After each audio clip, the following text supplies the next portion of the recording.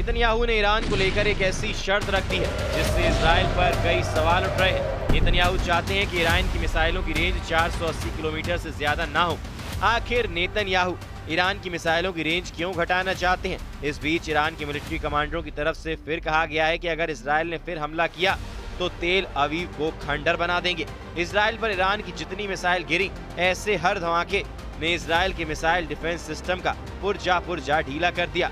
तेल अवीव से लेकर हाइफा और अशदोद से लेकर बेन गुरियन हवाई अड्डे तक हर मिसाइल हमले ने नेतन्याहू को ईरान पर नया प्लान बनाने पर मजबूर कर दिया है। यही वजह है कि नेतन्याहू ने ईरान को घेरने के लिए अब नई तिकड़म लगाई है। नेतन्याहू ने कहा है कि ईरान के मिसाइल कार्यक्रम पर रोक लगनी चाहिए और उसे 480 किलोमीटर से ज्यादा रेंज की मिसाइल नहीं बनाने दिया जाए।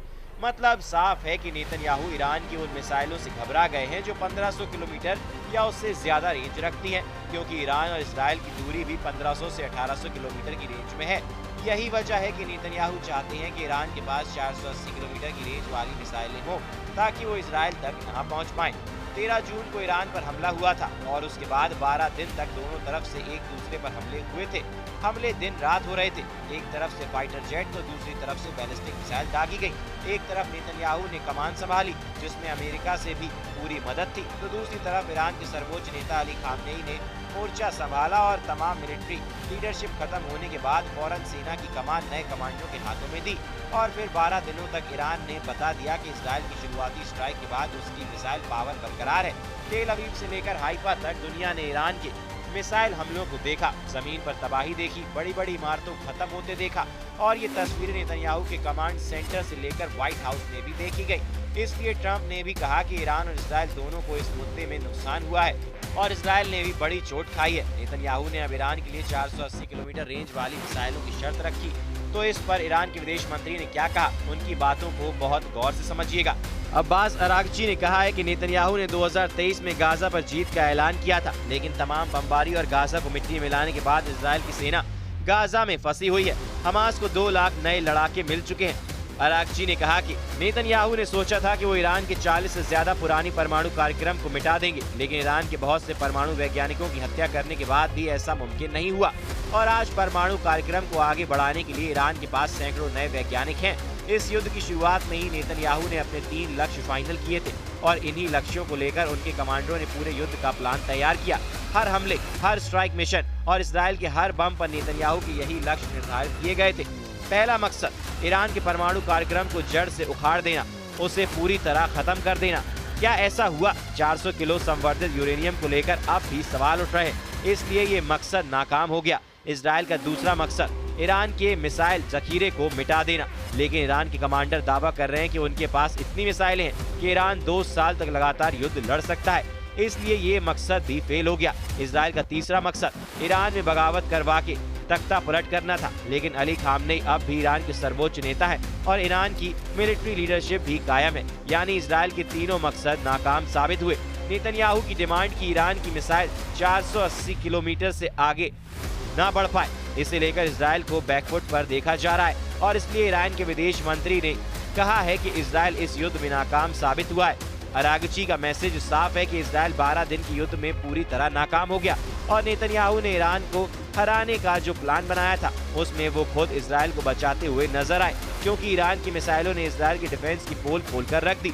ईरान के विदेश मंत्री अब्बास अरागची ने कहा कि जब ईरान तेल अवीव और हाइफा पर मिसाइलें बरसा रहा था तब नेतन्याहू अमेरिका के सामने मदद के लिए गिड़गिड़ा रहे थे और युद्ध में उनके सभी लक्ष्य फेल हो गए। और इशारों में अरागची ने ये भी कहा कि मोसाद अब व्हाइट हाउस को कंट्रोल कर रहा है, यानी ट्रंप नेतन्याहू की उंगली पर नाच रहे हैं। इसमें कोई शक नहीं कि जब इजराइल ईरान पर बमबारी कर रहा था तो उसके फाइटर जेट्स को रोकने वाली कोई ताकत वहां मौजूद नहीं थी। ईरान का आसमान इजराइल की वायुसेना के लिए खुला मैदान साबित हुआ और यही वजह है कि नेतन्याहू ने जो टारगेट एयरफोर्स को दिए थे उस पर ठिकाने पर बमबारी की गई और नुकसान भी जबरदस्त पहुंचाया गया, क्योंकि 13 जून के बाद हुए हमलों में मिलिट्री कमांडर और वैज्ञानिकों के अलावा 1000 से ज्यादा लोगों की मौत हुई है। 12 दिनों के युद्ध में इजराइल की एयरफोर्स ने करीब 900 टारगेट्स पर बमबारी की। इसमें 1500 जगह ऐसी थी जहां करीब 4500 बम गिराए गए। इन हमलों में 370 स्ट्राइक लड़ाकू विमानों से की गई, जबकि बाकी हमले ड्रोन से उनको अंजाम दिया गया। अब ईरान के तेवर बता रहे हैं कि उसकी मिसाइल फिर तैयार है और ईरान पर हमला हुआ तो फिर दहलेगा तेल अवीव और हाइफा। ये वार्निंग ईरान से लगातार आ रही है। ईरान के बड़े बड़े जनरल लगातार इजराइल को वार्निंग दे रहे हैं। ईरान के मेजर जनरल यहमहा रहीम सफवी, जो सर्वोच्च नेता अली खामनेई के सलाहकार भी हैं, उनका दावा है कि ईरान के पास हजारों मिसाइल और ड्रोन हैं जो खुफिया ठिकानों पर रखे गए हैं और अगर ईरान पर युद्ध हुआ तो उनका इस्तेमाल करने में जरा भी देर नहीं लगेगी।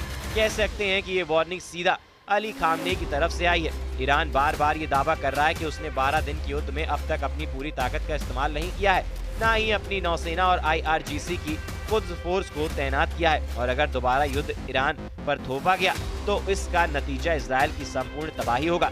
मेजर जनरल रहीम सफवी का दावा है कि उनका परमाणु कार्यक्रम और मिसाइल टेक्नोलॉजी ईरान के वैज्ञानिकों की मेहनत का नतीजा है और उसे तबाह नहीं किया जा सकता। ईरान ने हजारों मिसाइल और ड्रोन का उत्पादन किया है और सभी सुरक्षित जगहों पर रखी गई हैं। ईरान की तरफ से ऐसी वार्निंग इसलिए आ रही है क्योंकि व्हाइट हाउस में डोनाल्ड ट्रंप और बेनियामिन नेतन्याहू की मीटिंग हुई और इस मुलाकात को लेकर नेतन्याहू के हौसले बहुत ज्यादा बुलंद हैं। नेतन्याहू ने कहा कि गाजा में हमारा मिशन पूरा नहीं हुआ है। उधर इजराइल के PM नेतन्याहू का दावा है कि हमें अब भी गाजा में काम पूरा करना है, सभी बंधकों को रिहा कराना है, हमास की सैन्य और शासन क्षमताओं को खत्म करना है क्योंकि गाजा का एक अलग भविष्य होना चाहिए हमारे लिए और सभी के लिए। कोई भी देश इससे कम पर समझौता नहीं करेगा, हम निश्चित रूप से नहीं करेंगे। इन सब के नीचे ईरान की मिसाइलों को लेकर खौफ अब भी फैल रहा है क्योंकि ईरान की तरफ से लगातार मिसाइल के जखीरे पर आने वाली खबरों ने इजराइल और अमेरिका को टेंशन देनी शुरू कर दी है। नेतन्याहू ने ईरान की मिसाइलों को लेकर जो डिमांड रखी है उसने वाकई इजराइल के मिसाइल डिफेंस पर सवाल उठाने शुरू कर दिए। नेतन्याहू ने बहुत जोर देकर कहा है कि ईरान की मिसाइल कार्यक्रम पर रोक लगनी चाहिए और उसकी मिसाइल अब 480 किलोमीटर से ज्यादा रेंज की नहीं होनी चाहिए। ऐसा इसलिए क्योंकि ईरान ने 12 दिन के युद्ध में अपनी जिन मिसाइलों से इजराइल को निशाना बनाया है वो करीब 1500 या उससे ज्यादा रेंज की थी। ईरान और इजराइल के बीच भी इतना ही फासला है। ईरान का दावा है कि उसने अभी तक अपनी सबसे खतरनाक मिसाइलों को इस्तेमाल नहीं किया है, लेकिन ईरान से युद्ध को लेकर अमेरिका और इजराइल से लगातार नए नए सिग्नल मिलने लगे हैं। इजराइल पर हुए हमलों में जिन मिसाइलों ने तबाही मचाई है उनकी लिस्ट देख लीजिए क्योंकि यही अब तक नेतन्याहू के लिए सबसे बड़ी परेशानी है। इनमें सबसे खतरनाक फतह 1 और खैबर शिखर मिसाइल शामिल हैं। इसमें कद्र और इमाद मिसाइल भी शामिल है। फतह हाइपरसोनिक मिसाइल की रेंज 1400 किलोमीटर है, खैबर शिखर मिसाइल की रेंज 1450 किलोमीटर है, कद्र मिसाइल की रेंज 2000 किलोमीटर तक है और इमाद की रेंज 1700 किलोमीटर है। इसलिए कहा जा रहा है कि ईरान ने कतर में ट्रंप का सीक्रेट टावर तोड़ डाला है। अब इसे रेडोम यानी रेडार डोम कहें या फिर ऐसा वॉच टावर जहां से ट्रंप की सेना पूरे ईरान पर नजर रख रही थी। अब इस रेडोम में होता क्या है वो देख लीजिए। ये एक फुटबॉल नुमा गोल बाहरी कवर है जिसके अंदर एक सैटेलाइट डिश लगी होती है। इसी सैटेलाइट डिश से अमेरिका ईरान पर नजर रख रहा था। अमेरिका की सेंट्रल कमांड के कम्युनिकेशन सिस्टम का हिस्सा थी। इस रेडोम को 2015 में $15 मिलियन की लागत से तैयार किया गया था, यानी करीब 125 करोड़ रुपए। अमेरिका ने पहली बार इकरार किया कि ईरान की बैलिस्टिक मिसाइल ने उसे इतना बड़ा नुकसान पहुंचाया कि जबकि डोनाल्ड ट्रंप ने दावा किया कि ईरान की मिसाइल से कोई नुकसान नहीं हुआ है। कतर में अमेरिका का अल उदैद मिलिट्री बेस फिलहाल पूरी तरह चालू है, लेकिन ईरान की मिसाइलों ने साबित कर दिया है कि पूरे पश्चिम एशिया में चाहे अमेरिका हो या इजराइल, दोनों का कोई ठिकाना उसकी मिसाइलों से नहीं बच सकता। देखा जाए तो 12 दिन के युद्ध का नतीजा न इजराइल के पक्ष में आया न ईरान के पक्ष में। 12 दिन के सीज फायर के बाद ईरान पर इजराइल के हमले बंद हुए और इसी तरह इजराइल के शहरों पर ईरान की मिसाइलों की बारिश भी बंद हो गई। हालांकि अब ये सवाल उठने लगा है कि क्या वाकई ईरान के परमाणु ठिकानों पर अमेरिका और इजराइल का ज्वाइंट ऑपरेशन कामयाब हो रहा है। वैसे युद्ध हुआ तो ईरान के मिसाइल गोदाम फिर सैकड़ों मिसाइल लॉन्च करने के लिए तैयार हो जाएंगे। इस बात की गारंटी बार बार दी जा रही है।